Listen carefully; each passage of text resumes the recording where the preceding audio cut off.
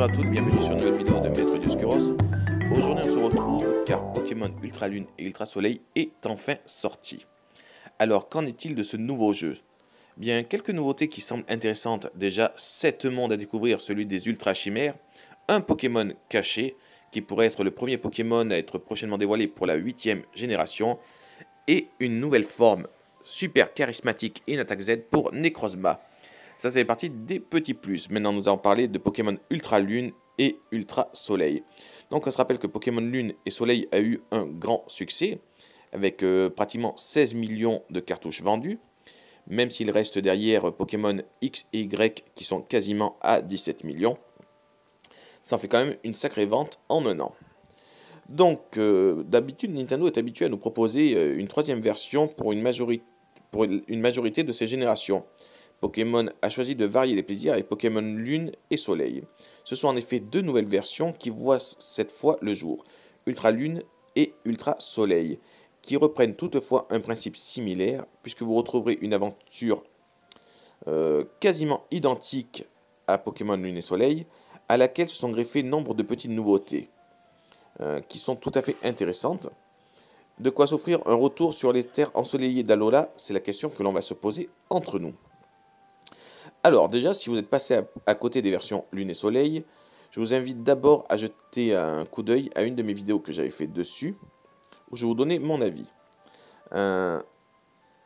Les principaux ajouts de cette génération, vous les trouverez plus tard, en fait, plutôt vers la fin du jeu, avec le monde des Ultra Chimères qui est très détaillé, l'attraque aux Pokémon dans les dimensions où vous traversez des années-lumière. En effet, il y a 50 Pokémon légendaires à attraper dans le jeu, ce qui n'est pas rien. Donc l'histoire principale reste en grande partie la même que celle de Pokémon Lune et Soleil. Vous retrouvez ainsi une trame narrative similaire, appliquant le même déroulé dans votre exploration des îles. Quelques changements subtils s'invitent tout de même, entre une introduction mieux amenée, l'insertion d'un duo de personnages issus d'une nouvelle équipe, l'Ultra Commando, de légères modifications de certaines épreuves, ainsi que l'ajout de nouvelles quêtes.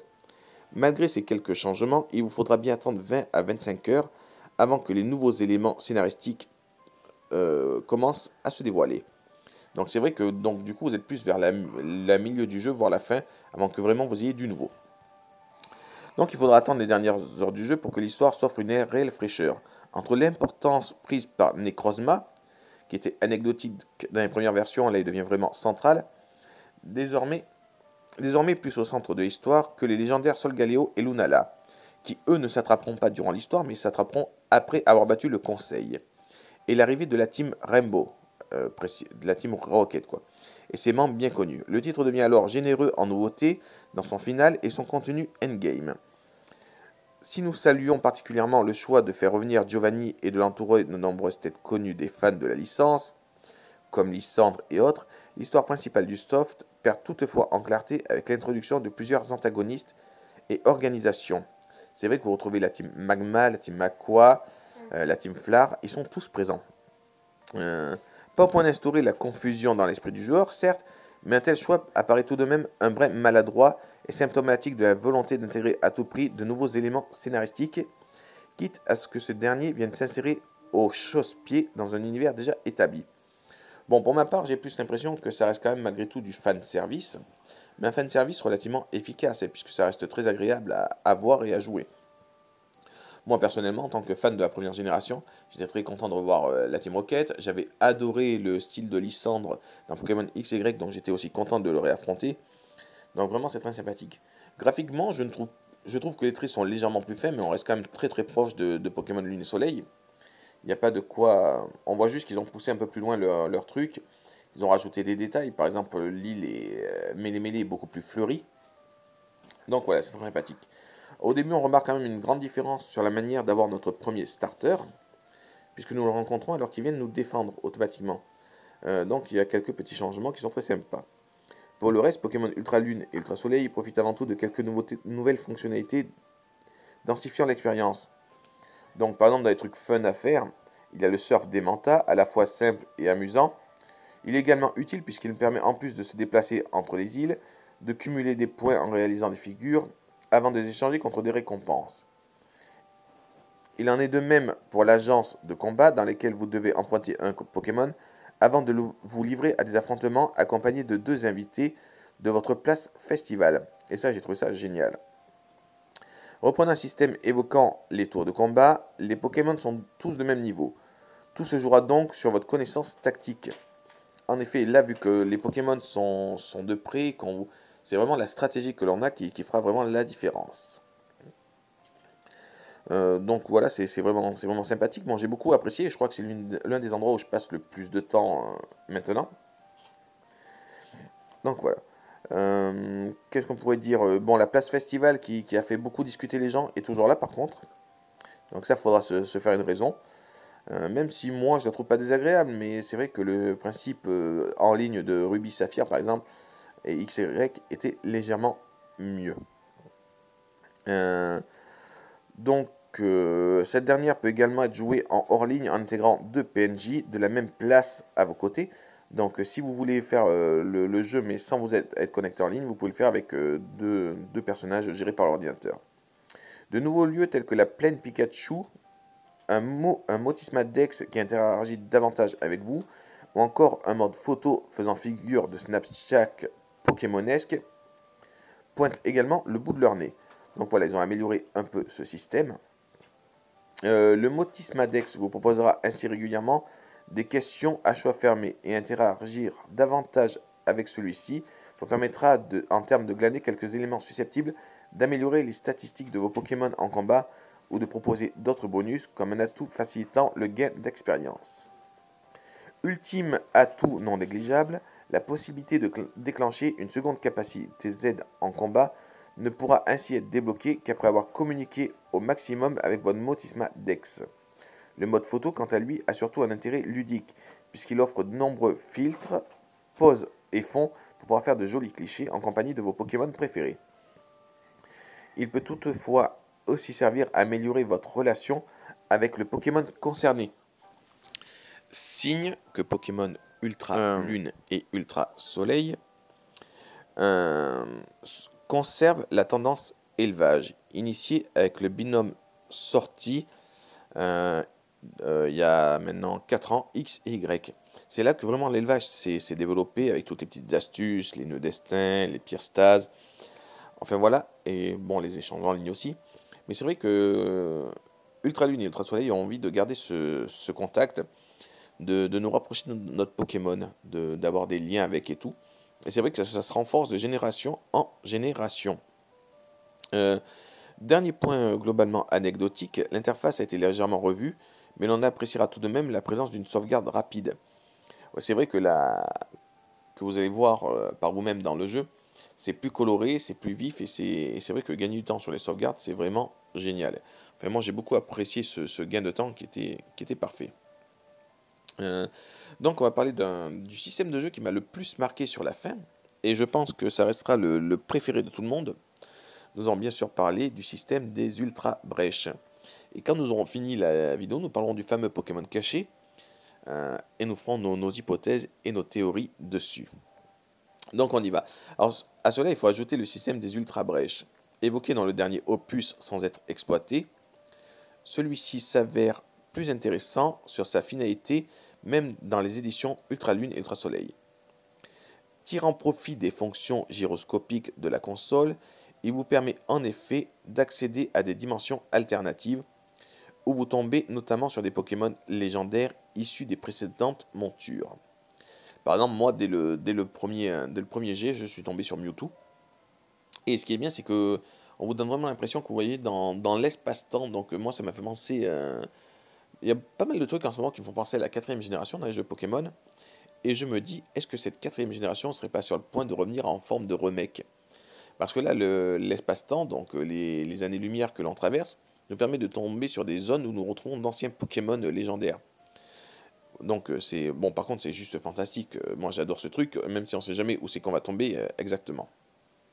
Euh, L'accès à l'ensemble des mondes concernés, dont la sympathique Ultra Mégalopole, se fait via le système d'exploration de trous de verre franchement redondant à la longue. Dommage car l'idée de pouvoir récupérer l'ensemble des légendaires de la série sur ces deux versions devait tout de même séduire nombre de joueurs. Bon, moi je fais partie de ceux qui ont été séduits par l'idée. Par exemple, l'idée de tomber sur Xerneas, qui est mon légendaire préféré, en passant sur une ultra brèche au hasard, et bien je vous dis, voilà, vous êtes. Enfin, j'étais content, puis ça rallonge le gameplay à la fin, quoi. Je veux dire, quand Lune et Soleil, premier nom, vous les aviez finis, c'est vrai que vous aviez la tour de combat, vous aviez quelques bricoles, mais c'était pas aussi dense que maintenant. Là, sur les versions Ultra Lune et Ultra Soleil, c'est vrai que le jeu se retrouve doté d'un après-jeu vraiment très conséquent. Si l'épisode ne propose, vous l'aurez compris, pas une nouvelle génération à part entière, mais quelques ajouts liés aux Pokémon sont bien présents. De nouvelles capacités, des ultra chimères inédites, mais aussi une nouvelle forme pour Lougarok ou des Pokémon dominants à récupérer auprès du professeur Shen, en échange de badges collectés dans les îles que vous explorez durant votre aventure. De quoi s'assurer quelques atouts neufs et combler les fans en attendant une véritable nouvelle génération que l'on imagine voir débarquer avec la prochaine édition de la saga attendue sur Nintendo Switch. Donc nous allons parler des points positifs, des points négatifs, nous allons faire un bilan et après nous allons parler de notre idée de ce que sera l'après-jeu. Alors c'est parti, les points positifs. Un Pokédex copieux, c'est vrai que le Pokédex est bien rempli, vous avez beaucoup plus de Pokémon différents à attraper dans la nature. 3 nouvelles ultra chimères, dont une qui peut évoluer pour une première fois, c'est vrai que c'est génial. Oui, parce que Venimi, le Pokémon poison ultra chimère, peut évoluer si vous allez au centre Pokémon à côté de la ligue, avec une écaille cœur, et que vous lui rappelez l'attaque Draco Choc. Dans ce cas-là, après vous le faites monter d'un niveau, et il évoluera en type dragon et poison.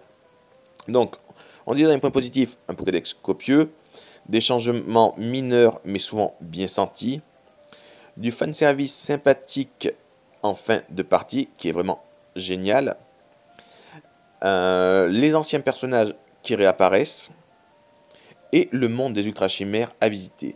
Petite note bonus pour le monde de Katagami et celui d'Angloutiman qui sont vraiment très bien sentis et très bien faits. Les points négatifs, eh bien, ceux qui ont joué à Pokémon Lune et Soleil auront juste l'impression d'acheter une version de luxe, donc l'intérêt reste limité si vous n'êtes pas un super méga fan. Et le mini-jeu des Ultra Brèches. Le mini-jeu pour aller des Ultra Brèches peut être pénible à la longue parce que répétitif. Sinon, moi, le jeu, ben, je lui donnerai une meilleure note que Pokémon Lune et Soleil, qui moi, m'avait laissé tiède. Je l'avais bien aimé, mais sans plus. J'ai préféré cette monture de luxe, qui est beaucoup plus sympathique, beaucoup plus variée. Un peu moins de blabla, ce qui nous permet de ne pas passer un quart d'heure à appuyer sur le bouton A en début de partie. Donc, à qui est-ce qu'on pourrait conseiller ce jeu? Eh bien, c'est très simple. Pour ceux qui ont raté les épisodes Lune et Soleil, ces nouvelles éditions d'une des sagas phares de Nintendo disposent de suffisamment d'atouts pour vous convaincre de sauter le pas. Les possesseurs des éditions précédentes y trouveront aussi quelques nouveautés bienvenues, mais à l'intérêt plus limité pour les joueurs en attente de renouvellement profond.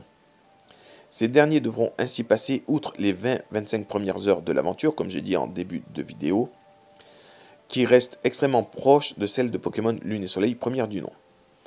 Avant de découvrir les nouveautés scénaristiques dans la dernière ligne droite de l'histoire, le Pokédex plus fourni est un final généreux en fin de service, couplé à quelques petits ajouts bienvenus, suffisent toutefois à faire d'Ultra Lune et d'Ultra Soleil des épisodes solides dans la lignée de leur héritier direct.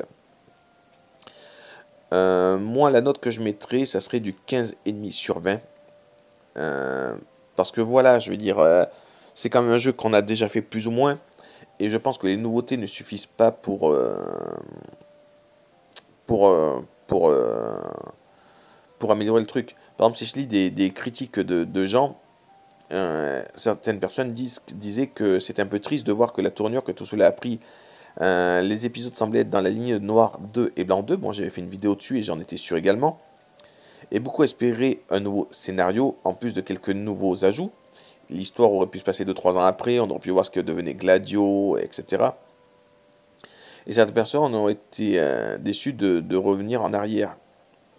Euh, c'est voilà, c'est Le problème, c'est que certains, donc, on peut très bien dire que le jeu est le même, grosso modo. Euh, ouais, je vais rester sur le terme, c'est une version de luxe, il n'y a pas à dire. Donc, quel sera l'avenir de Pokémon sur 3DS? Eh bien, c'est très simple, Pokémon sur 3DS, il n'y a plus d'avenir. C'était les dernières cartouches à sortir, du moins c'est ce que Game Freak s'est engagé à dire. Moi, je sais que l'équipe de Game Freak était dans ma région, dans le sud-ouest, à Montignac, juste à côté de chez moi. D'ailleurs, j'ai eu la chance de les croiser le mois dernier. Euh, alors, malheureusement, ils n'ont répondu à aucune question, malgré le fait qu'ils maîtrisaient un anglais impeccable. Ils ont répondu à aucune question. Certaines personnes pensent qu'ils étaient là en repérage. Donc le repérage pour laisser penser qu'une version Z pourrait être en cours.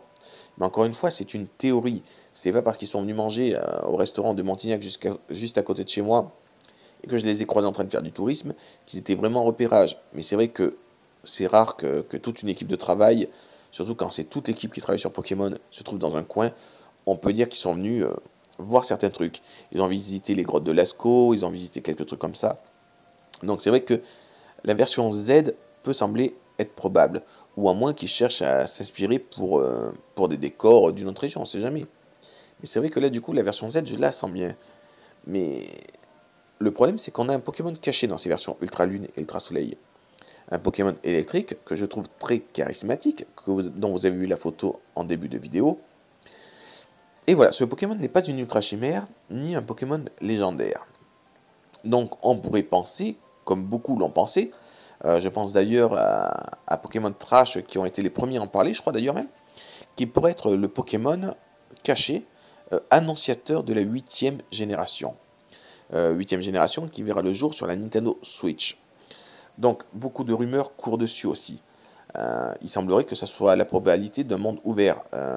J'ai lu une interview il n'y a pas si longtemps où il disait que le Zelda Breath of the Wild et le Mario Odyssey avaient percuté quelque chose dans leur tête, qui se disait, mais si Zelda et Mario ont pu se révolutionner comme ça, pourquoi pas Pokémon? Donc vous pouvez très bien dire en commentaire, est-ce que vous êtes pour ou contre un Pokémon à monde ouvert comme à la Zelda? Ça pourrait être assez sympathique à voir.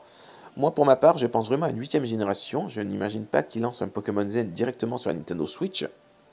Ce serait pas ce qu'il y aurait de mieux. Mais dans l'avenir, on peut très bien s'attendre justement à ce Pokémon Z, à cette 8e génération, et bien entendu au remake de Perle et Diamant, qui sont assez dans les news en ce moment, et dont beaucoup de personnes soupçonnent l'arrivée prochaine.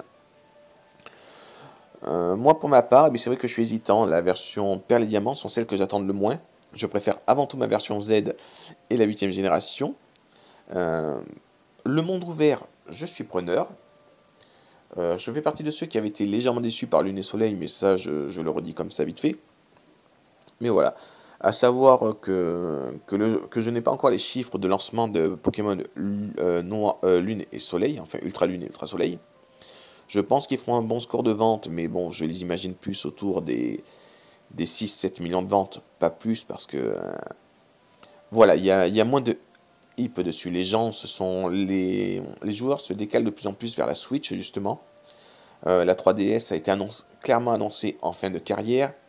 En plus, on leur dit que c'est les derniers jeux Pokémon dessus. Donc voilà, la communication a été bizarre parce que Game Freak, on dirait qu'ils ont plutôt éteint l'incendie plutôt que de secouer les gens. Moi, pour annoncer que ça aurait été le dernier jeu, j'aurais attendu un peu. J'aurais pas dit, mais voilà, prenez ce jeu, derrière vous aurez plus rien. Donc voilà, je pense vraiment qu'il y a eu une petite erreur de communication dessus qui était un peu malvenue. Ils auraient dû mieux nous vendre le truc et peut-être un peu plus travailler dessus. Moi personnellement, ils auraient fait un noir et blanc 2 version Ultra Lune, Ultra Soleil, donc l'histoire se passait 3 ans après, j'aurais été super ravi. Là, je suis content, c'est un bon jeu, il est très complet, c'est vrai, mais